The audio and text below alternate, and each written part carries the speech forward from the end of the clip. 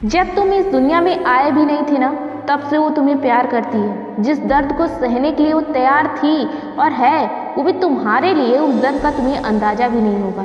आज भी जब तुम्हें कोई छोटी सी प्रॉब्लम आती है ना, तो सबसे पहले वो लड़ने के लिए तैयार रहती है। वो पूरी दुनिया से लड़ सकती है तुम्हारे लिए। वो तुम्हारा पहला प्यार है, तो उसकी कदर क्यों नहीं करती। मैं उस इंसान की बात कर रही हूँ जिसके बिना जिंदगी अधूरी है, घर सूना है। वो है माँ। बहुत प्यार करते हो ना अपनी माँ से, तो क्या सबसे बड़ी खुशी क्या है उसके लिए तुम्हें पता है? तुम्हें खुश देखना, जिंदगी में सबसे बड़ा होते हुए देखना। पता है हमारे माँ बाप हमारी खुशियों के लिए कितनी कुर्बानी देते हैं, उतनी हम सोच भी नहीं सकते। लेकिन क्या उन्हें उनकी खुशी मिल पाती है? किताबों को देखने का मन नहीं करता ना, जब पढ़ाई में बोरिंग फील होता है, तो अपने पेरेंट्स की लाइफ को देखो। तुम्हारी ज़रूरतें पूरी करते करते उनकी लाइफ कितनी बोरिंग हो गई है। अगर तुम्हारी तबीयत 2 दिन खराब हो तो पूरा टाइम आराम करोगे, हिम्मत नहीं होगी कोई काम करने की। वहीं दूसरी तरफ अपने माँ बाप को देखो, मन ना होने पर भी पापा ऑफिस जाते हैं, काम नहीं होगा तो पैसे कहाँ से आएंगे। उनके लिए सेहत से ज़्यादा इम्पोर्टेंट तुम्हारे सपने हैं, उनके लिए अपने शौक कुछ भी नहीं है। दूसरी तरफ तुम्हारी माँ है जिसकी छुट्टी कभी नहीं होती, चाहे कोई त्यौहार हो या संडे हो या गर्मी की छुट्टियाँ हो। जब मोहल्ले वाले लोग पूछते हैं ना कि बेटा क्या कर रहा है, बहुत दिनों से घर नहीं आया, अपनी बेटी को इतने महंगे कोर्स क्यों करा रहे हो, तब उनका जवाब पता है क्या होता है? एक दिन मेरा बेटा, मेरी बेटी इतना नाम करेंगे जितना कोई सोच भी नहीं सकता। पूरे जिले में नाम होगा उनका, पेपर में आएगी फोटो उनकी, इंटरव्यू, टीवी पर आएगा उनका नाम। इस जवाब में उनका गर्व और विश्वास झलकता है। उन्हें नहीं पता कि उनका बेटा या बेटी क्या कर रहे हैं। अरे बहुत हो गया दूसरों के सामने अपनी अमीरी, अपना स्टाइल दिखाना।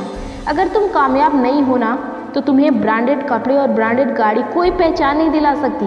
तुम्हें पढ़ाने के लिए उन्होंने अपने शौक छोड़ दिए और तुम किसी और के शौक पूरे करने में तो नहीं लगे हो। इस एज में सबसे ज़्यादा इम्पोर्टेंट होता है फ्रेंड बनाना। मेमोरी बनाते हो ताकि ज़िंदगी भर ये उम्र, ये मौज मस्ती याद रहे। लेकिन उन्हीं दोस्तों के साथ अगर असफल हो जाते हो तो ना यादें अच्छी लगती है, ना दोस्त अच्छे लगते हैं। दुनिया के भीड़ में तुम सिर्फ एक इंसान हो, लेकिन अपनी फैमिली के लिए, अपने पेरेंट्स के लिए पूरी दुनिया हो। इस बात को कभी मत भूलना। दोस्तों के साथ सिगरेट पी रहे हो, शराब पी रहे हो, लड़कियों के पीछे भाग रहे हो, तुम्हें पता है ये पैसे कितनी मेहनत से आए हैं। जिस दिन अपने से कमाने लगोगे, उस दिन तुम्हें मेहनत की कीमत पता चलेगी। दुनिया का सबसे बड़ा मोटिवेशन है पेरेंट्स के सपने, जो सिर्फ और सिर्फ तुम्हारी जिम्मेदारी है। तुम्हारे घर के हालात तुम्हें पता है, तुम्हारे दोस्तों को नहीं। बहुत सारे लोग होंगे तुम्हारे आसपास जिन्हें ढंग की लाइफ नसीब नहीं होती। तुम कितने लकी हो कि तुम्हें अपने सपने पूरे करने का चांस मिला है। इस टाइम को वेस्ट मत करो, अपने गोल पे, अपने करियर पर ध्यान दो। एक ऐसी कहानी जो मैंने बनाई है, इसे पूरा सुनना। एक फैमिली जिसमें 4 लोग, माता पिता, बेटा और बेटी रहते थे। पिता एक फैक्ट्री में काम करते थे और माँ हाउसवाइफ थी। बच्चे बड़े हो रहे थे, बेटे का सपना था इंजीनियर बनना और बेटी का डॉक्टर बनना। पिता की सैलरी दोनों बच्चों के ट्यूशन और स्कूल फीस पर खर्च होती थी। स्कूल खत्म होने के बाद अब बारी आई कॉलेज में एडमिशन लेने की। दोनों ने खूब मन लगाकर एंट्रेंस एग्ज़ाम की तैयारी भी की। एंट्रेंस एग्ज़ाम बहुत अच्छे हुए और दोनों का सिलेक्शन एक अच्छे से कॉलेज में हुआ। सभी बहुत खुश थे क्योंकि उन्होंने मेहनत की थी। एक दिन पिता जब घर आ रहे थे तो रास्ते में उनका एक्सीडेंट हो गया। पास के कुछ लोगों ने उन्हें हॉस्पिटल पहुंचाए। वहां पर दोनों बच्चे अपनी मां को लेकर पहुंचे। उनसे अपने पिता की ये हालत देखी नहीं जा रही थी। डॉक्टर ने बताया अब ये अपने हाथों से ज़्यादा देर तक काम नहीं कर सकते क्योंकि इनकी एक हाथ की उंगलियां टूट चुकी हैं। बेटे को जैसे एक धक्का सा लगा कि अभी अभी कॉलेज में एडमिशन हुआ है, आगे क्या होगा। पिता घर आए, नौकरी छूट गई और सैलरी भी। जैसे तैसे घर का खर्च चल रहा था। बेटी और बेटे ने कॉलेज में अपना आना जाना शुरू तो कर दिया, लेकिन फीस की चिंता सता रही थी। जैसे तैसे महीने बीत रहे थे। कुछ दिनों के बाद पिता ने उनसे आकर कहा, मेरे बच्चों तुम चिंता मत करो, मुझे एक ऐसा काम मिल गया है जिसमें हाथों का काम नहीं है, बस बैठे रहना है या खड़े रहना है। तुम लोग मन लगाकर पढ़ाई करो। जिस कॉलेज में बेटा पढ़ने जाता था, उसके टीचर्स उसे बहुत मानते थे क्योंकि वो लड़का बहुत होशियार था। एक दिन उसके टीचर ने बातों बातों में ही उसे बताया कि उनके घर का वॉचमैन उन्हें बहुत पसंद करता है। एक बार जब वो उनके घर आया था तो वो उसे बहुत ध्यान से देख रहा था। बाद में उसने बताया कि साहब वो लड़का बहुत होशियार है, उसके अंदर बहुत ऊर्जा है, ज्ञान है, आप उसको बहुत अच्छे से पढ़ाइएगा। टीचर की बात सुनकर लड़का बहुत खुश हुआ। अक्सर टीचर बताते रहते हैं कि उसने सिर्फ तुम्हें एक बार देखा है, लेकिन वो कहता है कि वो लड़का एक दिन बहुत अमीर इंसान बनेगा। इतना विश्वास है उसे तुम पर। शायद उस वॉचमैन को उस लड़के के अंदर अपने खोए हुए बेटे की झलक दिख रही थी। टीचर ने बोला कि मैं तुम्हें एक दिन उससे ज़रूर मिलाऊंगा। धीरे धीरे वक्त बीतता गया, उसका कोर्स पूरा हुआ और उसका प्लेसमेंट विदेश की एक कंपनी में हो गया।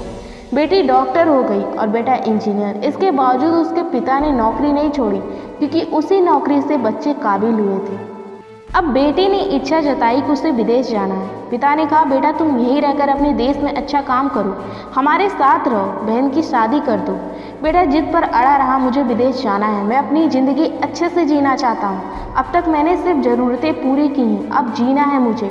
पिता ने पूछा, तुम्हें क्या कभी किसी चीज़ की कमी हुई है? आज तक। बेटे ने झल्लाते हुए कहा, आपकी तनख्वाह से सिर्फ ज़रूरत ही पूरी हुई है। आप नौकरी कर रहे हैं, दीदी डॉक्टर है, खुद शादी कर सकती है। अब मुझे इस घर की क्या ज़रूरत? अब मुझे अपनी ज़िंदगी जीने दीजिए। पिता को ये बात बहुत बुरी लगी और वो बिना खाए अपने काम पर निकल गए। बहन और माँ ने भी समझाया, फिर भी वो जिद पर अड़ा रहा। अब उसने सोचा कि वो अपनी टीचर से मिलकर इस बारे में राय ले। उसके बाद वो अपनी टीचर से मिलने गया। बहुत दिनों बाद टीचर ने देखकर पूछा, काफ़ी परेशान दिख रहे हो, कोई बात है? तब उसने अपनी सारी कहानी बताई। तब उस टीचर ने कहा, इस दुविधा का हल मेरे पास नहीं है।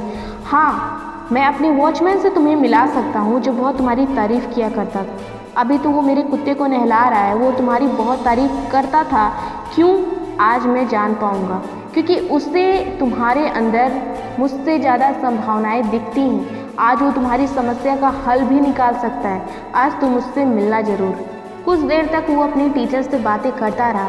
जैसे ही वॉचमैन कुत्ते को नहलाकर अपने साहब के पास छोड़ने आया, लड़का उठ खड़ा हुआ और अगले 5 मिनट तक चुप रहा। उसके पास शब्द नहीं थे कि वो क्या कहे। उसकी आंखों से आंसू बहने लगे और उसने वॉचमैन को गले लगा लिया। टीचर ने पूछा, क्या हुआ, तुम रो क्यों रहे हो? तब उस लड़के ने बताया, सर ये मेरे पापा हैं, आज इन्हें मैं इस ड्रेस में देख रहा हूँ, मुझे बहुत शर्म आ रही है। टीचर की आंखें नम हो गई। उन्होंने बताया कि उसने एक हाथों से हर नौकर जितना काम किया, लेकिन कभी शिकायत नहीं की। उसने अपने हालात, अपनी मजबूरी, अपनी शिकायतें कभी मुझसे नहीं की। यहाँ तक कि वो तुम्हारी बहुत तारीफ़ करता था।